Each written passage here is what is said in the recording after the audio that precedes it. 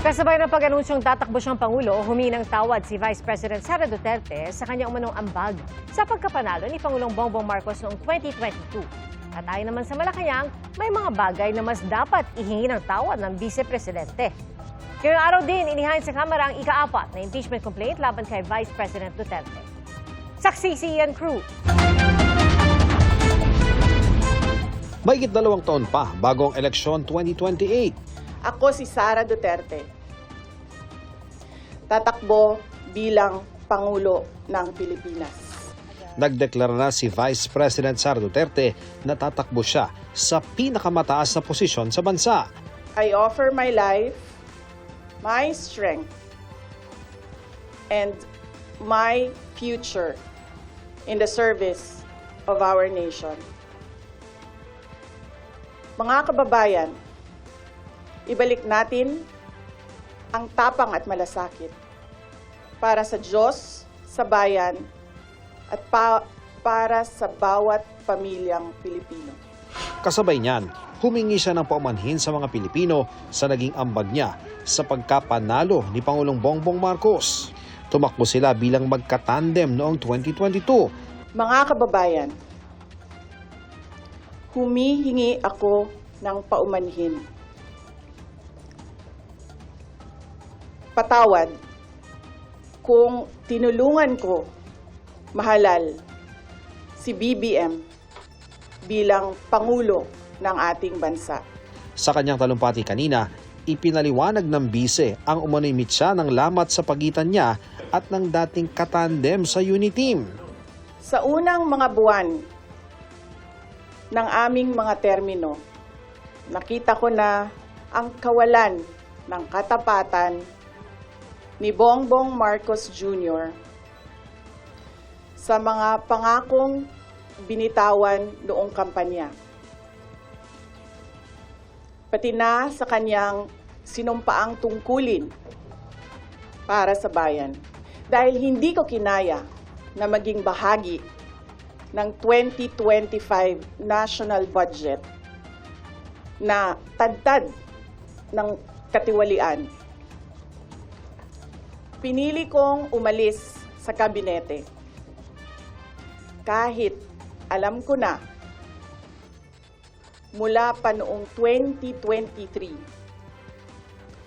na ang magiging kapalit ay ang aking impeachment. Patawad. Kung hanggang ngayon ay marami pa ring Pilipino ang nalulunod sa baha ng dahil sa malawakang korupsyon. Matapos ang anunsyo, hindi na muna pinaunlakan ang mga gustong magtanong sa bise.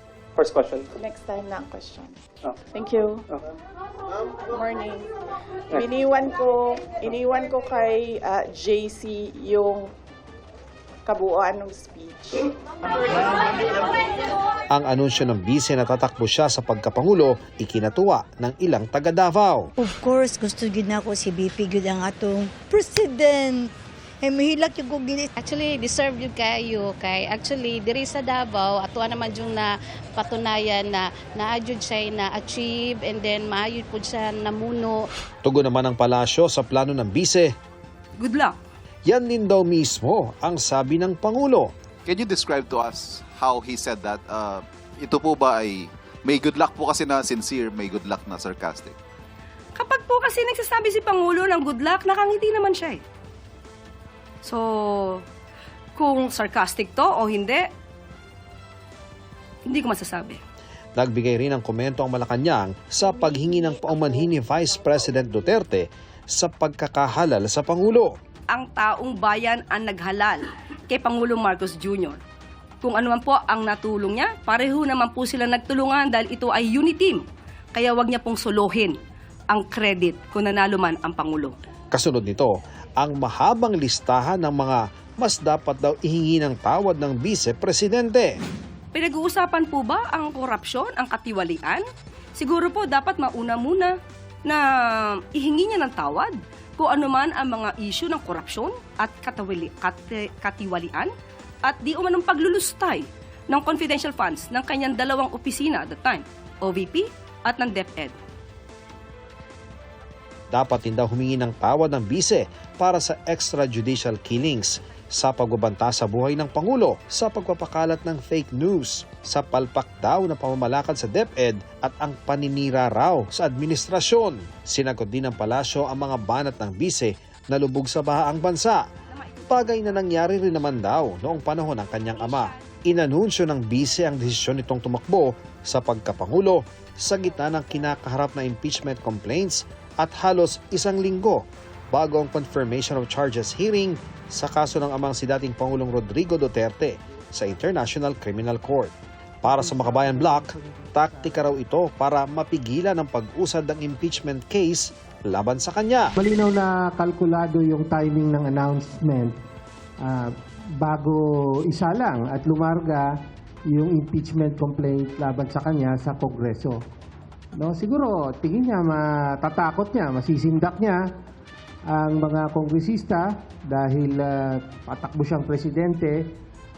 Pero makikita natin na dahil napakatibay ng batayan sa kanyang impeachment, hindi ubra yung ganyang mga gimmick at malalantad muli, no, ang kabulukan sa ginawa niya sa confidential funds. Ito yung attempt nila para i-reframe yung narrative na lahat ng nangyayari ay dahil tatakbo siyang presidente. Hirit naman ni Senior Deputy Minority Leader Representative Edgar Erice. Kapag kinonvict si VP Sara, magagalit yung kanyang supporters, which is about 30+% ngayon, baka mag-gather pa ng public sympathy, baka kahit sinong Duterte ang lumaban, manalo.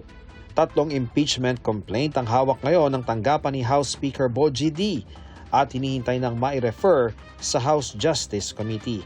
Kabilang sa reklamo ang isyu ng maanomalya umanong paggamit ng confidential funds ng OVP at DepEd. Umano'y panunuhol sa mga opisyal ng DepEd, pagkontrata sa isang gunman para umano ipapatay ang Pangulo, First Lady at dating House Speaker.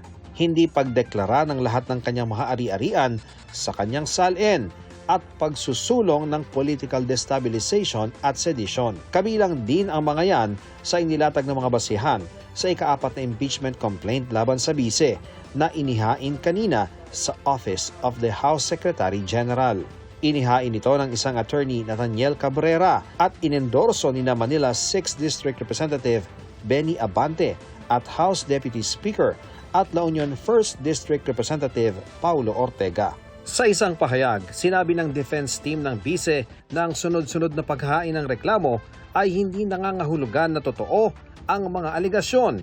Gaya raw ng mga nakaraang reklamo ay tutugon sila dito sa tamang panahon alinsunod sa konstitusyon.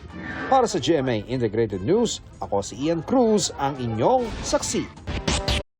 Mga kapuso, maging una sa saksi. Mag-subscribe sa GMA Integrated News sa YouTube para sa iba't ibang balita.